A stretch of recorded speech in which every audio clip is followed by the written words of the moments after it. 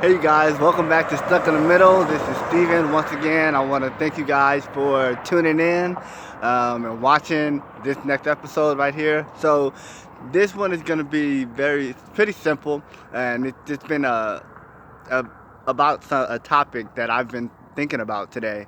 And basically this topic is this whole thing with attachment.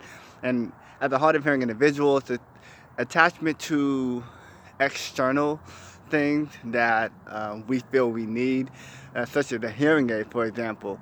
Now, I have had hearing aids all my life. I have used them all my life, had them in both ears, so I do know the importance of it and what it means to me personally, or anyone for that matter, as a hard of hearing individual.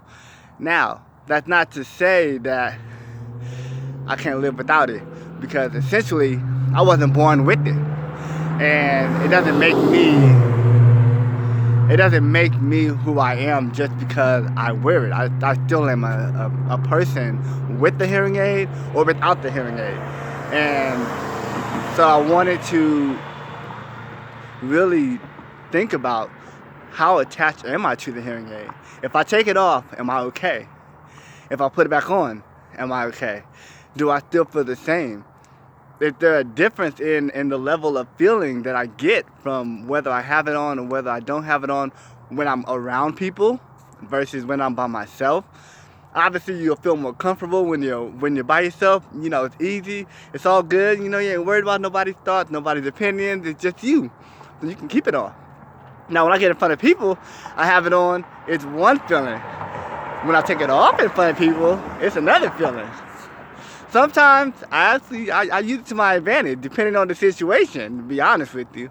You know, if I'm around a bunch of people and I do take it off, it's because they're either, hey, you know, I'm really not trying to hear some of the stuff that's going on. Maybe it's a conversation I'm not wanting to be involved in. Or you just simply could be just, you know, I'd have been just wanting to be a pain in the butt to somebody else, just for the heck of it. Nevertheless, it's still a different feeling. Now, say my hearing aid breaks on me, that means I'm really in a state of usually fear, and that's because of that attachment. That's typically, that's what I have found myself feeling. I found myself wanting to be like without it, but be okay. Like if it breaks, now that means my whole world is shut down. And I know there are some of you out there who relate and who go through that same thing, or have been through that same thing, or will yet to go through it. Hopefully you don't have to go through it, but if you're going to be living this life with the hearing aid, at some point you probably will. It'll be a point where it shuts down on you in a place when you really least expect it, or at least want it to, at least. And the whole idea of attachment with it is, how do we find ourselves to be okay with it? Can we still manage even with it not being there? Can we be okay? Can we still be our usual selves and not miss a beat? Or do we have to just completely shut down? And I find that I used to typically shut down very quickly. I would find myself being in a group of people and everyone's having a good time, we all laughing, everyone's cracking jokes. Yo, that was funny. And then, bloop, the hearing aid goes off. And I'm stuck sitting here trying to figure out now all I see is mouths moving. Everybody's moving their mouth, lip. I'm trying to read lips now. I don't hear any sound at all in the middle of the conversation. And I panic.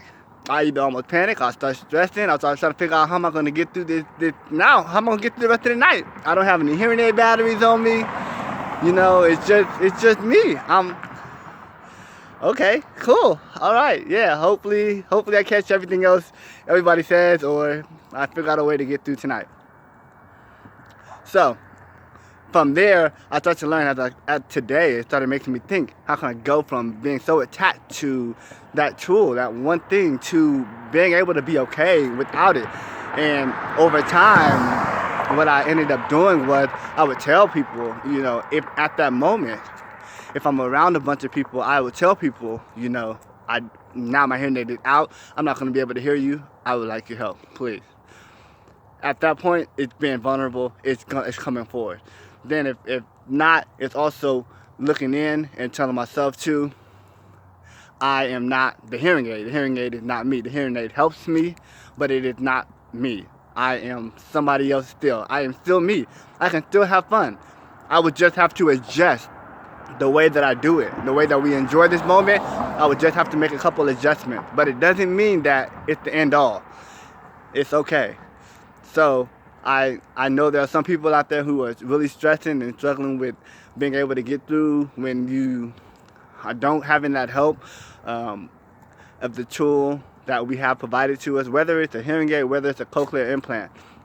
It's okay. You'll still be fine. You're still you, and that doesn't make you you. That doesn't define you. Just because you have a tool attached to you in some sort of way, that's not who you are to the T. Because you're somebody else deeper. You didn't come into this world with a hearing aid or an implant on you. You came into the world as you are.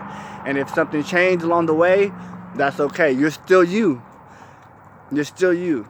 So I just wanted to send this out to you guys, and I hope this kind of helps someone, maybe give you a little bit of inspiration, and if not, I hope it at least gave you a little insight into how we could handle going about a situation like that.